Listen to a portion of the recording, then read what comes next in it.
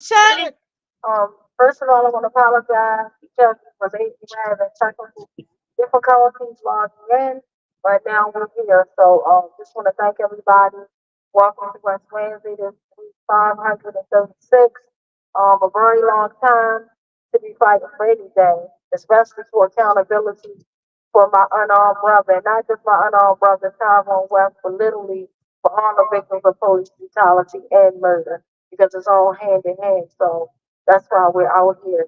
And the reason why we're at this location is because yet, well, not well so far, not yet, but City Council President Nick Slick Nick has not apologized to us yet.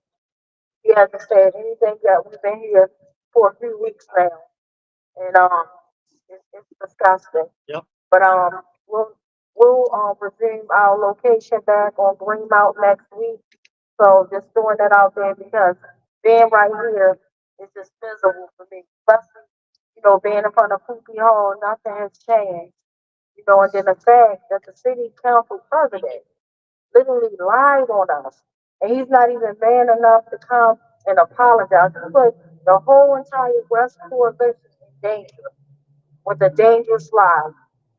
He compared us to the insurrection that happened on January 6th, where we had a racist group of maniacs to go in and not only take over the Capitol, they murdered, they did some horrible things. And for him to compare peaceful people such as ourselves to that, shame on him. I don't care if it's for his election gain, political gain, but we have nothing to do with that. But one thing you're not going to do is sit up there and tell us a full-fledged, deadly lie, a full lie on us. It's utterly ridiculous. But again, it's sad because we have been out here for at least about 3 weeks now, almost a month, and he has not apologized yet. Not one, and to be honest, I don't even think he's going to. I don't even think he's going to. But it's okay. I just want him to know that election time is right here. And we're going to remember the daily lies. We're going to remember the dangerous lies. We're going to remember. And it's sad and disgusting. Because at the end of the day, Nick, I never got into you and your wife affairs. I never said anything bad about you or anything. But for you to sit up there and compare us to something horrible is very disgusting. And then you see and you know that we're out here week after week. And for you not to even just make a hint that you're going to apologize is very disgusting. So just moving on from that because I don't, it's too cold to be disgusted. Any old way, but I just want to again thank everybody for coming out the time. And it's sad that it's not even a handful of us out here, but I don't care if it's just one of us out here. We're going to be out here, and some location, whether it's here, whether it's on Greenmount 33rd, no matter where it's at, we're going to be out. And it's sad because now the weather is getting, or it's not comfortable weather right now. Like, but we have weathered the storm. Like we done been in blizzards, rainstorms. Like one thing, and it was cute because one of our guests that'll be coming on soon. I'm not going to spoil it, but he had mentioned that he probably want to join us either next week or the week after next week. He was like, it all depends on how the weather is. I said, well, I just sent him an LOL back. I'm like, we're in these streets. I mean, if you want to do it online, we definitely do it online. But we definitely in the streets. We don't let the weather dictate whether we're going to come outside or not. Because guess what? At the end of the day, when they're murdering us, and when they're doing all this horrible stuff that they're doing and getting away with it, they don't think about the weather. So why should we? So just saying there's a lot going on. But again, for them to have Worley, that was the reason why we came to this debate of us not winning him here. That's why Nick got into this. Nick got into this for the simple fact that all we did was went up in there and peacefully said, Worley does not deserve to serve. An echo of Stuart Davis, who created that slogan.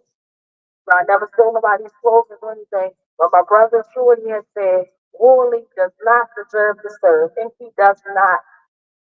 He does not. Because failure after failure, all he comes back and say, oh, we didn't do this right. I apologize. Certain things you can apologize for. But my thing, and my mother always taught me that whenever you apologize, be sincere. An apology does not excuse what you're doing. It basically, you're humbling yourself, you're showing integrity in you, and your intentions are good because you're like, oh my God, I didn't mean that. And I'm never going to do that again. That's an apology we want. We don't want something just for lip service or to make yourself feel good. If you're going to do that, then keep it. We want something that really comes from your heart to say, you know what, oh my God, I didn't mean to do that, and I'm never going to do that again. That's a sincere apology. But anything else is bull crap. But right now, we're in like it's just horrible. The way everything that they're focusing in on the city right now is to me is all an illusion. Like they're focusing and they're going hard, worrying about safe streets, safe streets. But meanwhile, our streets are not safe. Our streets are not safe. That's the topic that we should be having. But meanwhile, they just want to, Fox 45 just want to constantly, week after week, talk about safe streets getting raided, this, that, and the third. Who gives a flying you know what? Nobody cares about that. But we do care about our babies, our family members, our loved ones being carjacked, being robbed. And I even had someone at my job literally just bought a vehicle and her vehicle is gone. Even though you can't like compare material items from a life or somebody getting brutally murdered or hurt. It's a big difference, but at the same time, we should always be happy. We should always feel safe. And as a mother, when I'm talking about the car situation, she has to get her children to and from school, and she has to use that vehicle to come to work. And she literally had to flip transportation because the new vehicle she bought, someone decided to take it. And it's just sad and disgusting. But meanwhile, they're focusing on safe streets and they're going after our babies. They're exploiting teenagers over and over again. That's all you hear. Teenage violence. Well, guess what? The teenagers are not the only one committing violence. And it's just sad. Like, there's just too much going on. And meanwhile, police are still killing us. Police are still brutalizing us under Worley's watch. Worley has failed us, and it's just sad because I'm waiting literally. I guarantee you, and I hate to say that I'm not trying to throw negativity out in the atmosphere, but I just really feel like for this year ends, something's going to happen again, and Worley's going to come out there with his foolishness. Oh, we got it wrong, and I apologize. No, like what else has to happen? We done had a mass shooting. We done had a rapist loose that damn near murdered somebody, burned somebody up, but we never knew anything about it. But soon as a Caucasian person unfortunately gets murdered, we want to class this picture all the way, then you want to catch him, all this foolishness. Meanwhile, he got to murder her while you still allegedly watching him. This is disgusting to me. And especially since the fact my cousin Tavon Anderson was brutally murdered 2 years ago. 2 years ago, and in January the 20th, we'll be coming up on 3 years of no justice, no peace, no answers. And it was the same night that I came on TV to talk about disgusting Ruiz and all the complaints that the ACLU reported that literally Ruiz had an additional 36 complaints that we never knew about, which means there was 36 people that he did something horrible to that felt to me that I'm going to go down there, give my information where I live at. Because when you file these complaints, you can't just go down there and say, I want to stay anonymous. You have to give all your personal information, where you live at, work at, all your personal information for them to come back and retaliate because that's what they will do. And it's sad. But 36 people say, you know what? I don't care about the retribution. I'm going to go down there and maybe save somebody from going through the living nightmare that I went through with this maniac. And he's still working. And let alone the 6 people leading up to my brother being murdered that we know about. What about the stuff we don't know about? We don't know if he maybe murdered other people and they settled out of court, paid the family off to go into, choir. Stay quiet. Because that's sad. Because to me, silence condones violence on every level. And a lot of victims that get brutalized, they don't die, they survive. So imagine the people that he's still brutalizing. And the fact that he's able to murder state prosecutor, get away with this. Why isn't the feds looking into this? Why isn't anybody knocking down my door saying, Miss Jones, we about to lock this lady up now? The same way they invested the gun trade task force, and he was a part of it. Why isn't he in jail? He's not even fired. How many more people do he have to murder or abuse before you take it first? Do it have to be your loved one? Do it have to be your daughter, your father, your son? He's a maniac. And we saw a video that went viral, and this happened in 2015. We didn't know nothing about this video in 2015. It didn't surface until George Floyd got killed. That's when everything just kind of blew up in your face. They wanted to have this conversation again about police terrorism. And then we saw that video. And then now I have so many reporters hitting me up. Oh, Miss Jones, we want to sit down. We saw him. And what did that do? All the interviews I did about that maniac and the one that I did that night, the fatal night, my cousin Tavon Anderson was murdered. And again, they got my family quiet. But the only reason why I'm quiet about this shit, and when I say potty words, it's coming from a loving place. I know that sounds crazy, but it's coming from a loving, kind place. So the whole point of what I'm trying to say, the only reason why I'm quiet is because I respect my family. Because I would have been put everything out there. And I don't care if it takes another 2 years, but when y'all hear the truth of why they hiding it, it's gonna puzzle y'all. It's gonna puzzle y'all. And I only say this. It's different when you have a serial killer come and wreak havoc on the community and they keep it quiet.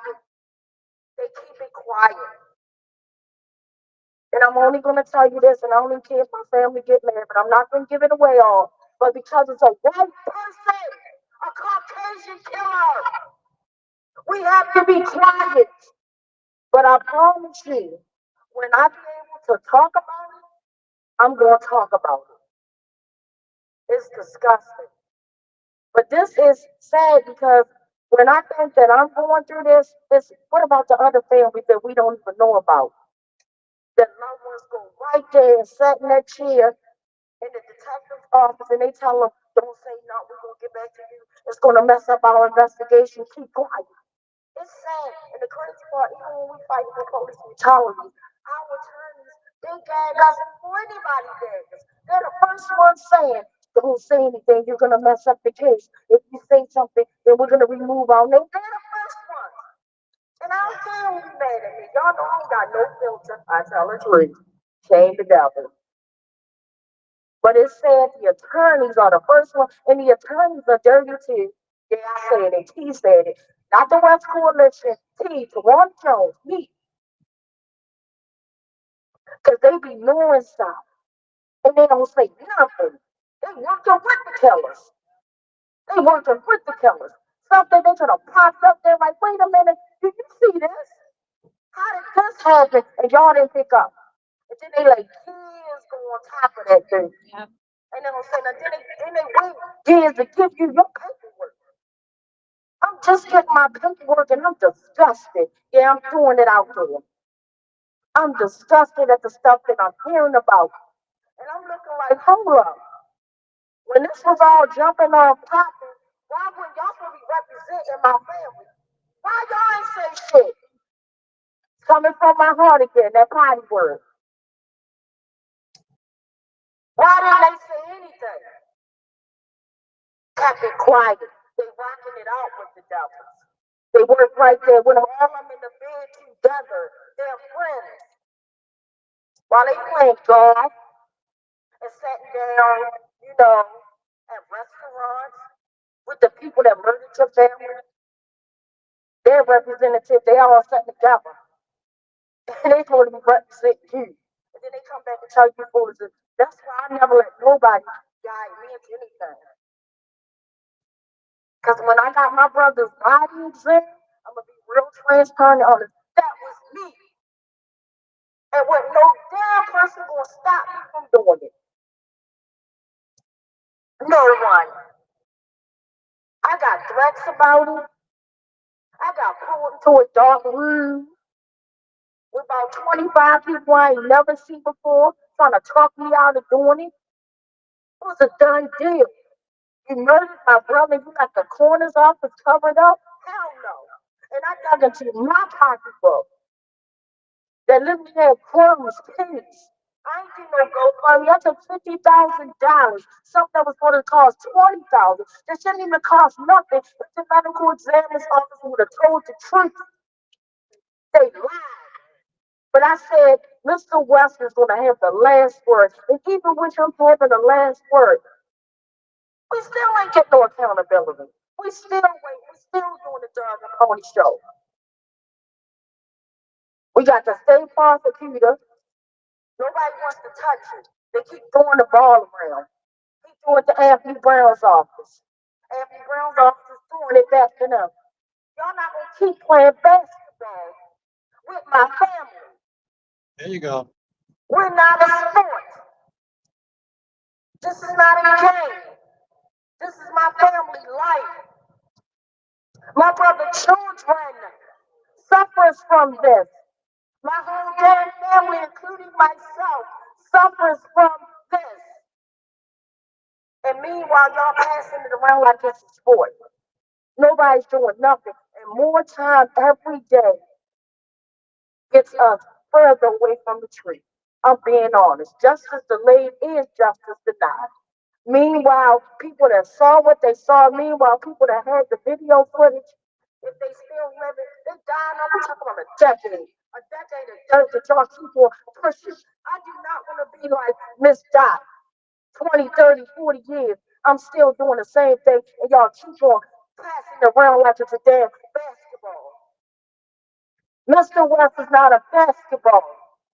He was a human being. He was a father, a working man, a loving soul that was brutally murdered, executed by 17 maniacs that are still walking the beach. Nobody has been held accountable for nothing.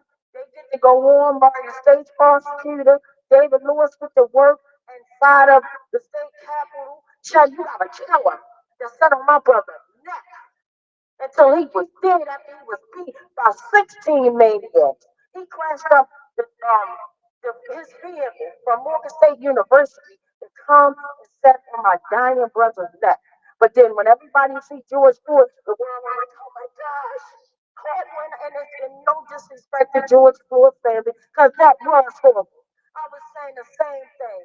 I was disgusted. I was heartbroken. But what about my brother's neck? What about when he was tortured in broad daylight by maniacs? Pepper spray, torture. I don't even want to go into it because I don't want to traumatize nobody. I don't even want to traumatize myself. But I said all this to say, we go through all this, and on top of all this pain, you have Nick Murphy in there lying on a hurting family, a hurting set of folks that are trying to get accountability for one unarmed man. And not just that, we open it up for all of the victims. Anthony Anderson, all of them. Timothy Flemings, all of the victims. It don't stop at my brother, it didn't start at my brother. We are here for all the victims. Even the victims that family members don't even know they're victims yet. It hasn't even happened yet. They haven't gotten that call. Or they're knocking at the door. Or their loved ones gone missing. And then they find out they were killed by law enforcement officers. They haven't even got that off the media. We're out there for them too. It's sad and disgusting that when cameras go away, everybody go away. I went the same way when the uprising was happening. We had Muslims, Bloods, Crips, Lottie, Dottie, everybody packed in the streets. Where's everybody at now? We get too comfortable. We get too comfortable. After something happens and pop up, then it's like, oh, it's over. Business as usual. No, it ain't no business as usual. Even my family not even out here no more. They can't take it too much. But guess what? Until my coffin drop, I'm never going to stop. If I can come back and haunt the hell out of them, I will. I will. Certainly do it. Certainly do it. But it's sad that while we're going through this type of pain, we have Nick Mosley that's in office, the city council president, that will lie on people that are fighting for accountability. And we're not turning up nothing. We're not doing anything wrong. Executing out a murder to rights. And we still get targeted. It's sad. If you're not selling out your soul, this is what happens. If you're not selling out your soul, this is what happens. And I'm gonna tell y'all real quick where the divide conquer comes in at. Because when they see a powerful group all together, and when they can't lie on you, what they'll do is they'll start offering them job positions to come join their side, to walk away from the fight. And a lot of people be like, huh, the way my change looking strange, I'm with it. I'm gone. But this is not about no money. This is about the outcome. Because when this pain hits you, whether you survive the police brutality, it is traumatizing. You have people that got beat up, home invasions on their family, where their family members can't even go to certain parts of the house because it's too much of trauma. And meanwhile, this maniac, he done got promotion, pay raise. It's like the dirtier dirt you do, you get rewarded in this world. And I see it because it happens on my job too. And I don't care who shows whoever to take. I don't give a damn. I'm telling the truth. I'm not lying. I don't care. You can have 2, 3 degrees. They wouldn't give a damn. If somebody don't have nothing over top of you, over top of you. It ain't about what you have. It's about who the fuck you know. And that's another party word coming from my heart, my hurting heart. It's who you know. And it's sad. It ain't what you know. It's who you know. It's who you know. And that is so sad. And it's not just happening to me, it's happening all over. It's happening to everybody. And that's the disgusting part. When you think something's going on corrupt at your job, it's happening everywhere. It ain't just dirty cops. You got dirty teachers, dirty boss, you have dirty managers, dirty firefighters, the list goes on. Because where there's evil, there's good. But at the same time, we cannot let the evil win. We cannot. We have to stand up and fight for what's right. Because guess what? The truth never changes. It's easy for us to get, hateful and be ready to turn stuff or do. What is that going to bring us? It's nothing.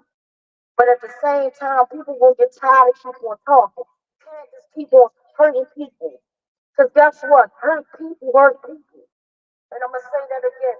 Hurt people hurt people. And that's what's going on in society. A lot of people are hurting and they to the point they don't care. They like, I'm hurt. I don't care who I hurt.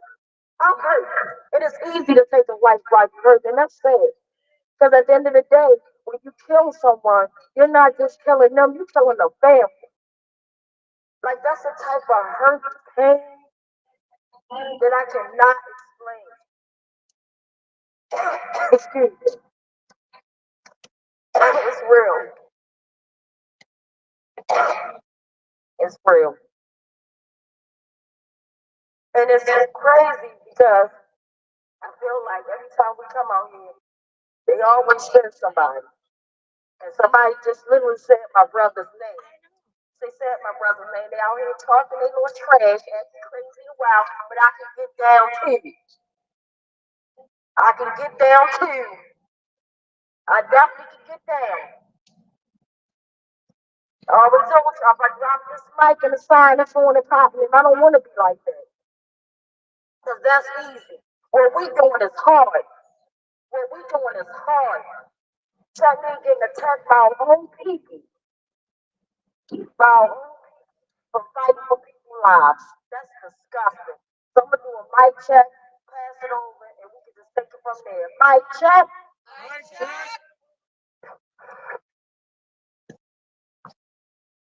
I thought I was hearing things when I heard the name Tyrone. Yeah. Howdy, y'all. I just wanted to bring up one of her points that they came out and said that there were like 36 other complaints against Jorge Bernardes Ruiz is his full name, Sergeant Jorge Bernardes Ruiz. There's a very, very small percentage of victims that actually go down to internal affairs and put in a complaint. A very small percentage. So if you add the other 6 cases to the 36, that's 42. 42 cases against him, and only a small fraction of his victims went and complained. Because most people keep their mouth shut. Most people don't go down internal affairs. They don't use the police accountability board, which is just another tool in their toolbox of cover up. They don't go to the what is the civilian review board. They don't do any of that anymore. They don't do that. Like the people that do that is very, very small percentage.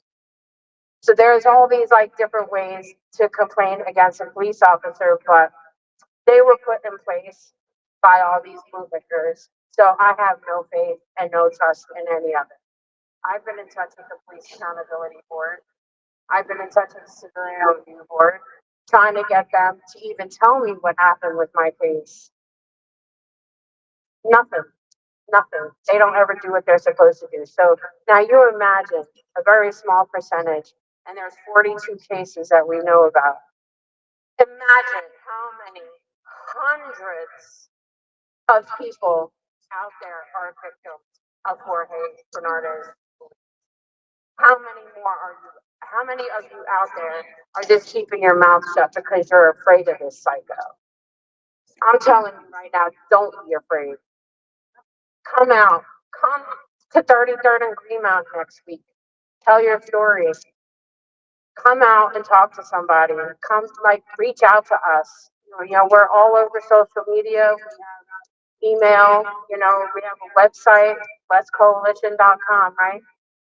Westcoalition.com. Contact us. And, like expose this. So maybe like a whole bunch of us can maybe do a class action. Let's all get together, do a class action and get his ass removed from the force, because something's got to give. Because Ivan Bates ain't trying to do his job. It really feels like Anthony Brown is dragging his feet.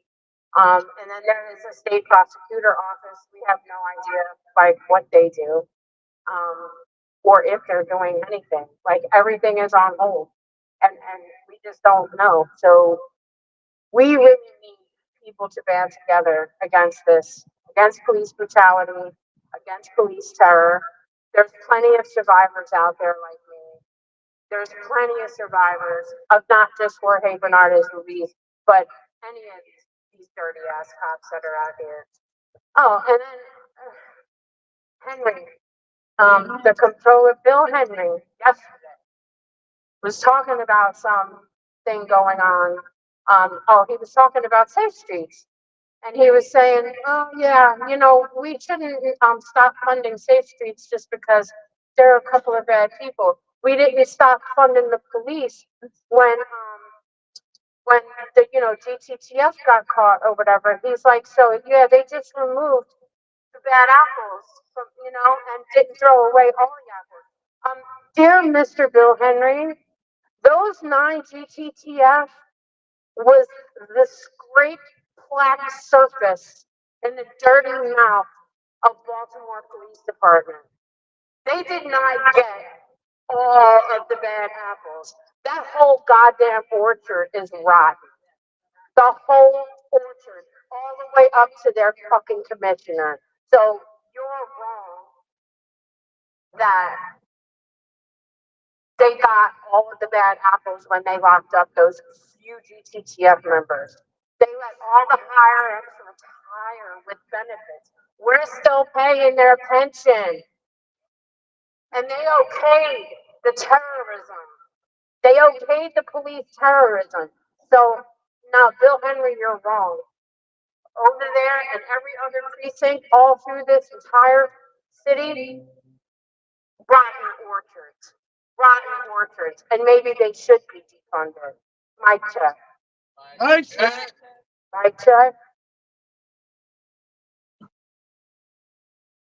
I want to say a word about Matt, Emmett, and Tyrone.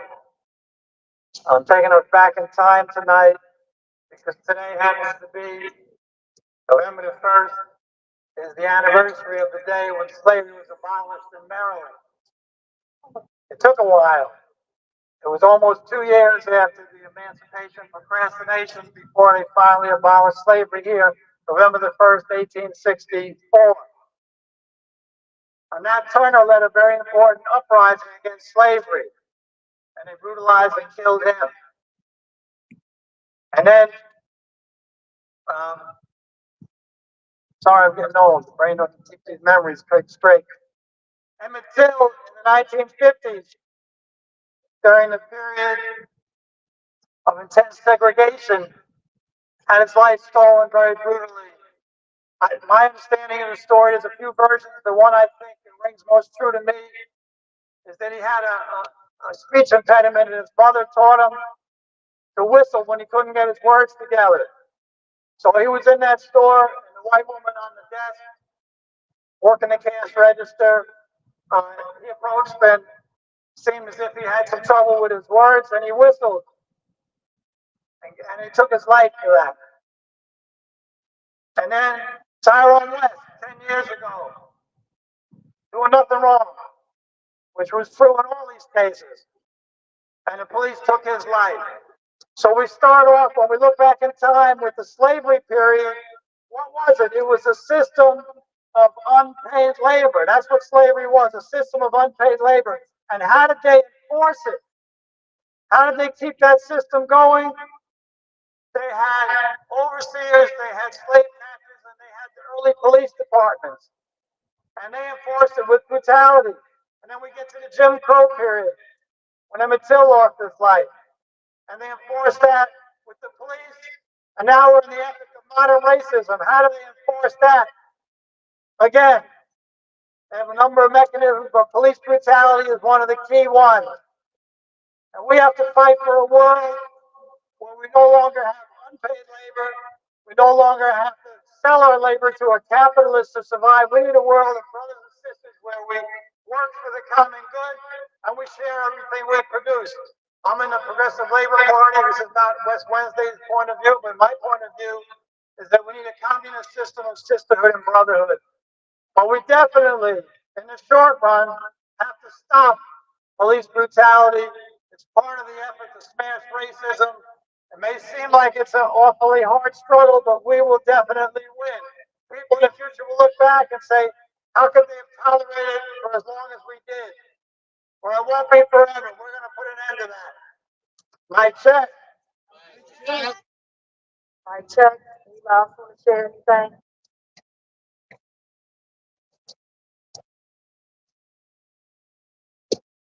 Evening, everybody.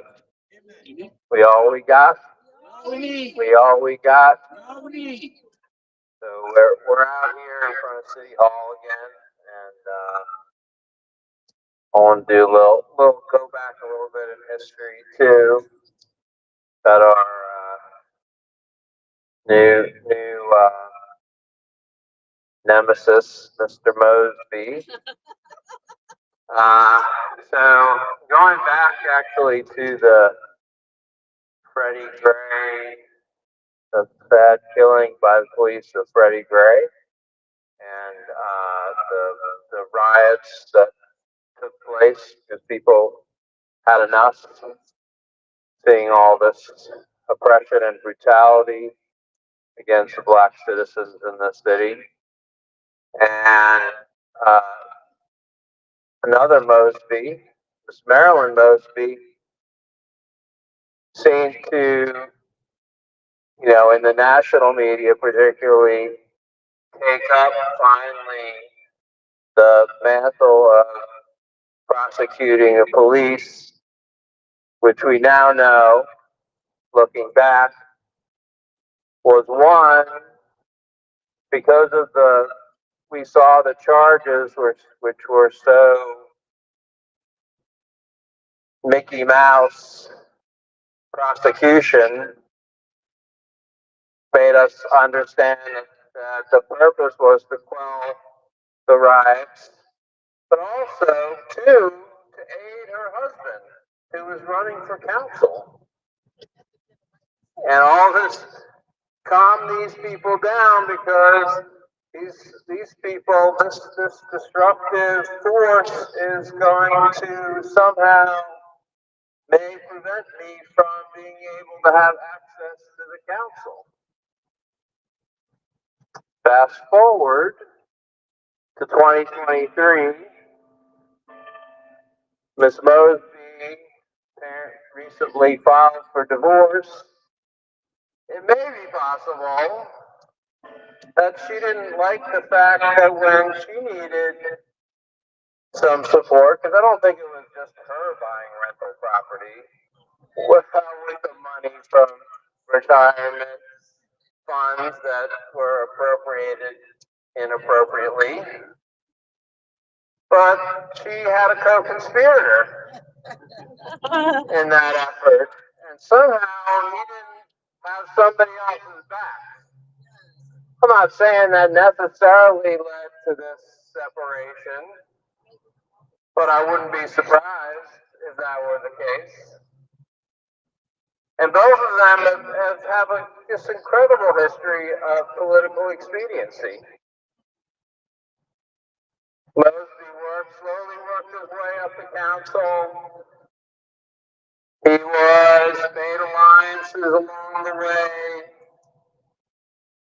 He did what he thought was the politically expedient thing to do many times along the way. I heard the other night everyone's jumping on the Safe Streets bandwagon. So Nick was right there, right in the news. Haven't seen him in a while. Maybe we should question Safe Streets. Of course, there's one council member who said, well, maybe we should look at what Safe Streets, how they've intervened in so many things to prevent violence, gun violence, particularly in our streets. Does anyone know who that one council member was? Female on the council, the one person who stood up. Alicia Porter, only one.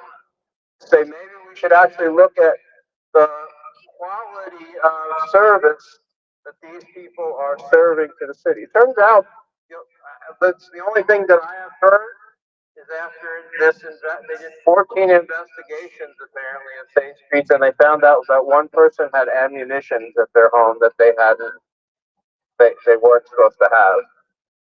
I think they could probably raid very many people in Baltimore and the surrounding areas and find ammunition that is unaccounted for. So there is a political motive behind here, right? I think, not that I'm trying to advocate for our current mayor, but I think it's an easy way to target him, right? And get on what they consider to be the right side, right? Make these folks bring out their criminality, not what they're doing for the city. So there's a long history, Mr. Mosby, of you trying to play the game, and we've had enough of it. And we want our apology. You were in fact a terrorist. As I pointed out previously, you terrorized the other council members, forcing them out of committees, making them toe the line. Not us. So apologize. Get on your knees, Nick. Get on your knees. Bow down. Apologize. And maybe we'll accept it. But maybe not. Mic check.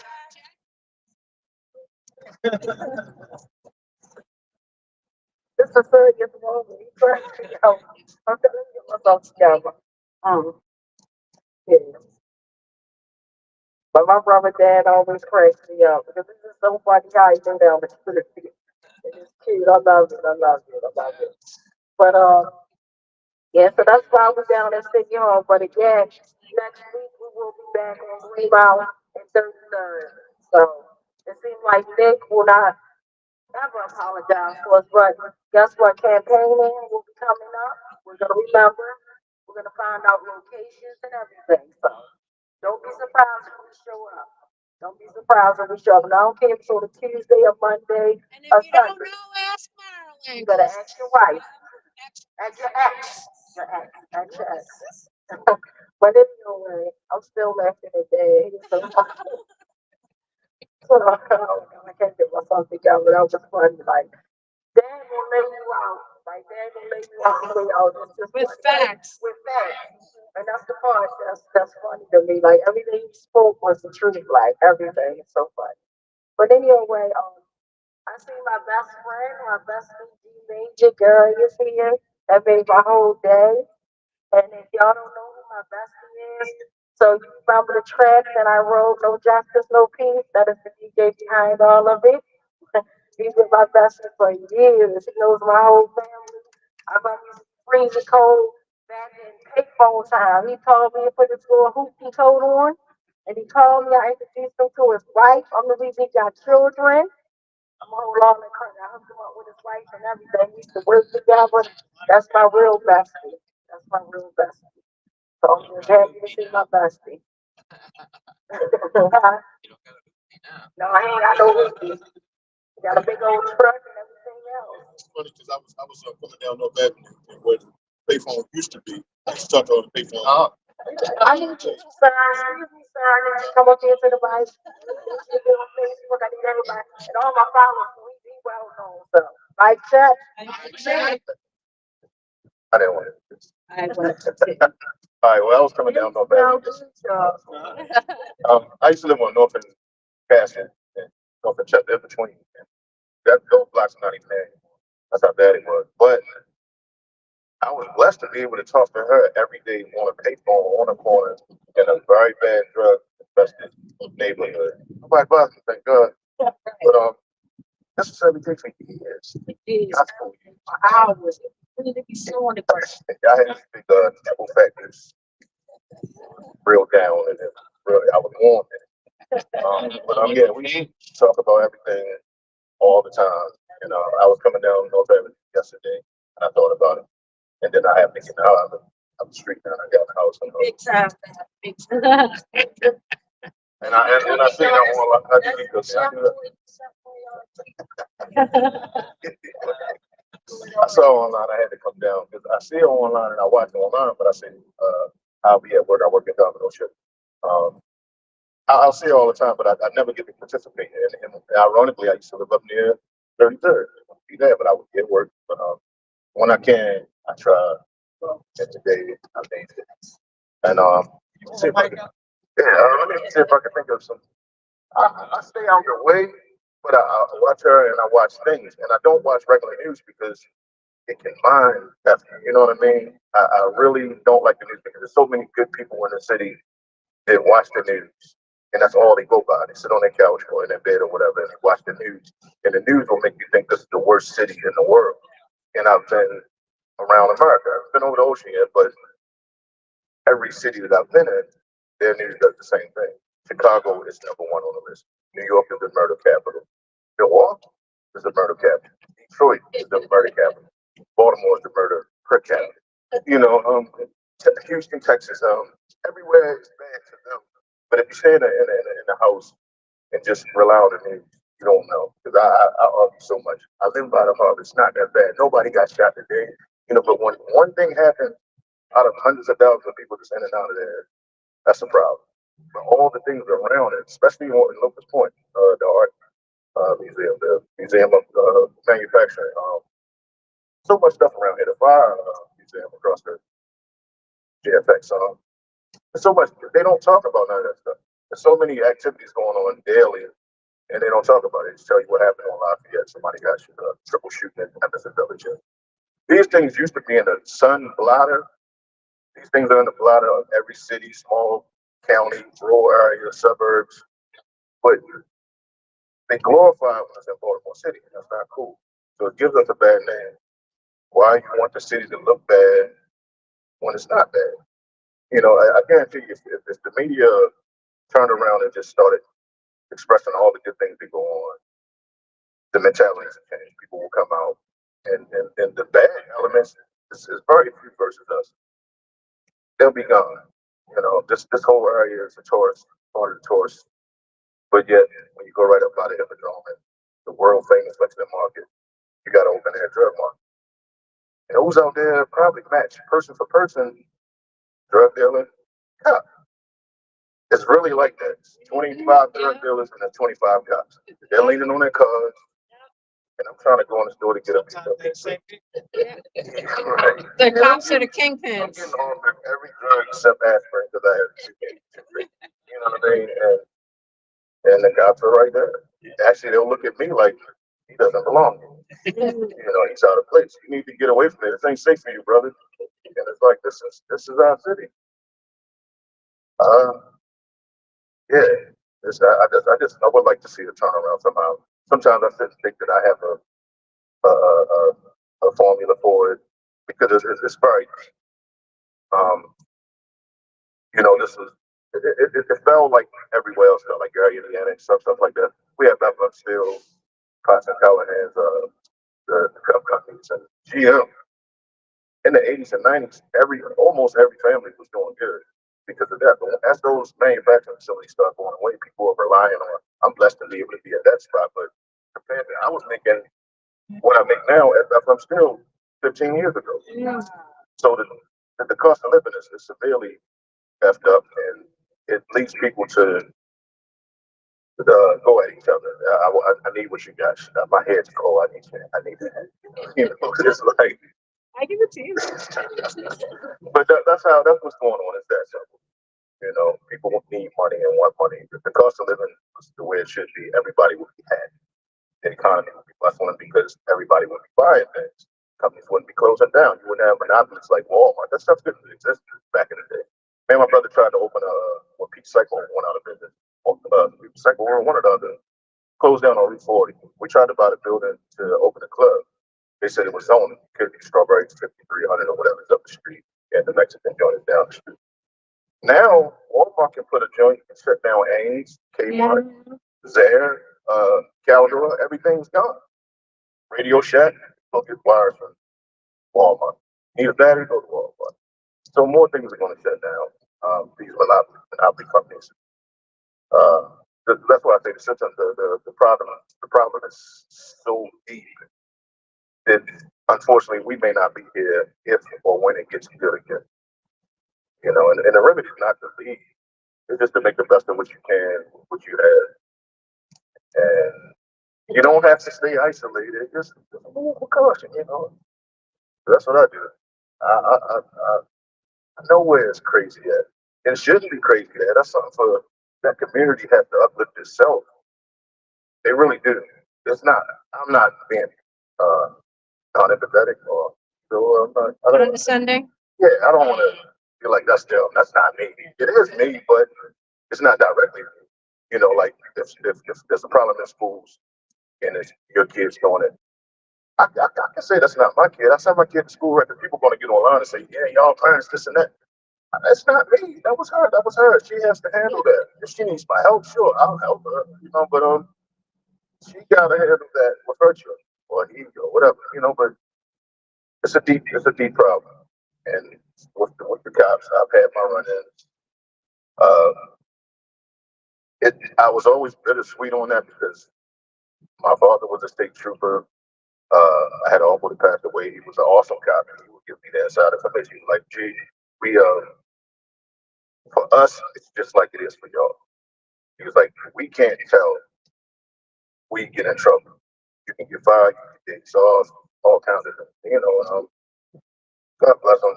He's gone. He passed away of cancer, but it's a corrupt entity. There's good ones and bad ones, and good ones just get along, and they're all loving it right now.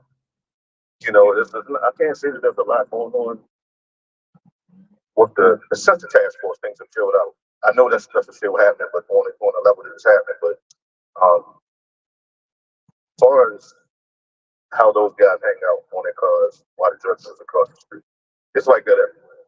You go to you can name any district down the hill. There's cops on those corners too, and they're still open up. They're getting free money right now. Mm-hmm. You know, I'm thankful that they're not pulling me over for dumb stuff like they used to. They're not profiling as much as they used to, if at all. But at the same time, I'm a hater of Honda Accords with Virginia plates these days because they all drive crazy. And I'm like, wow, you pull these guys over, just pull all of them over, you know. But there's something that you do feel better that they don't just use dumb stuff like the quota checks and stuff like that. I say if you do your job the right way, then that's a part that will help the city do your job the right way. You know, you'll have good days, you'll have bad days. You had to actually do something. But for the most part, you get a call, go handle it. I used to hate calling for something and they take forever to get there. Yeah, I'm talking hours. I got assaulted by ex once upon a time. And I called. And this happened like 12 in the morning. They didn't get there till like 8 o'clock. And all he said was, yeah, tomorrow, go downtown and file a ex parte, yada, yada, yada. I didn't do it, but I just don't like that type of stuff. I don't know how they pick and choose what's level of security or what's important, but they definitely do somehow.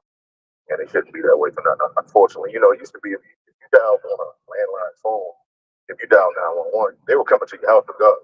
You can say, "Oh no, that was a mistake. That was my child." They still want to knock on the door. Everything all right? You know, they might even walk through the joint, but not anymore. You call it like, You're at home. yeah, you need to call 311, sir. But yeah, it's a deep rooted hurt here. Patch up. It's going to take a while. I wish I had the remedy. You know, pick up mic and just tell everybody, look, you can do this. I don't know. Mike check. Mic check. That was D dropping the mic. That's what I'm talking about.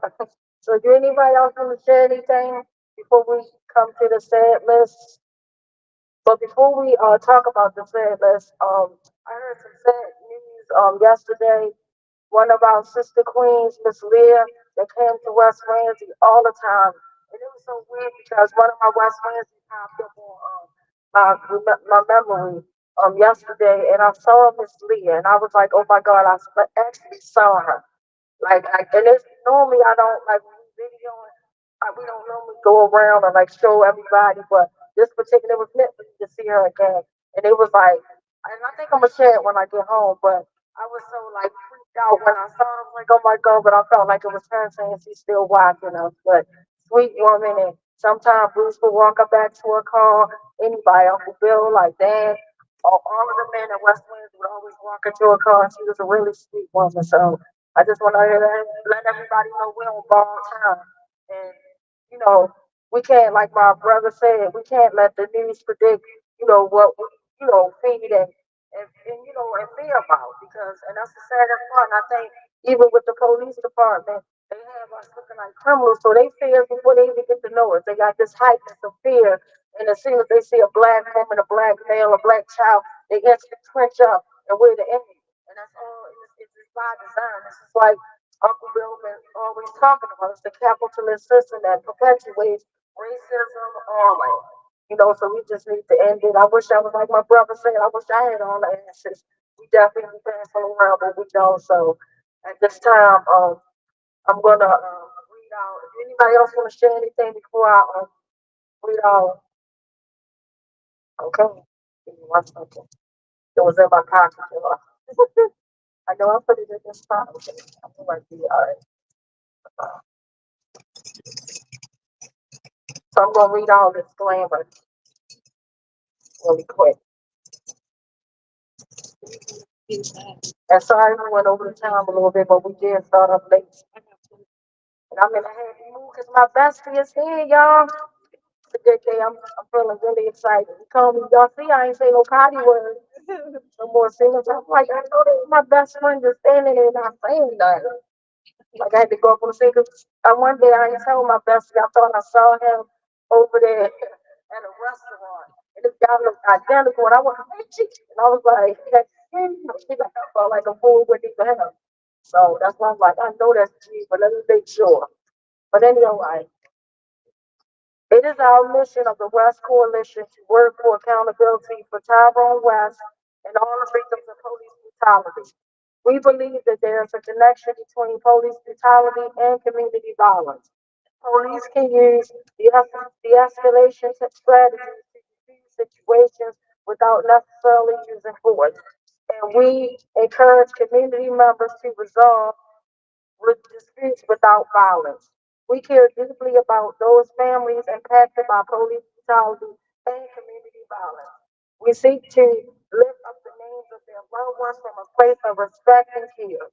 We obtained the list of names of those shot and killed by police and those to community violence from national and local news outlets. We know that these are not by no means exhaustive lists and that gun violence isn't the only way a person is murdered. We do not obtain detailed information about the circumstances surrounding each of these deaths or the people who died. By reading their names, we are not condoning violent behavior on any part of anyone involved in a situation. And I'm gonna read that part again. Nick Mosley, I want you to hear this. We are not condoning violent behaviors on any part of anybody involved in a situation. And yeah, so you hear that, Nick? If you're listening online, so Brother Brown, would you like to come out? Mic check. Mike check. Thank you, Wanda. I'm going to actually be reading both lists this week. So, yeah, we have two lists. Both the people who list of people who died violently, and we read these lists to honor these people and to stand in solidarity with their families and to remind ourselves of what it is that we're doing here. So I would just ask you to echo each of these names back to me as I read it off. In Baltimore City, since last week, 3 lives have been lost. Regina Claggett Brown. Gina Claggett Brown. Deshaun Pinchback. Sean And Khalil Jones. Leo Jones.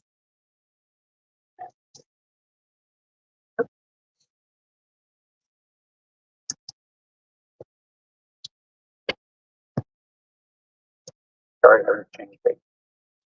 Okay, and in across the nation, here in the USA,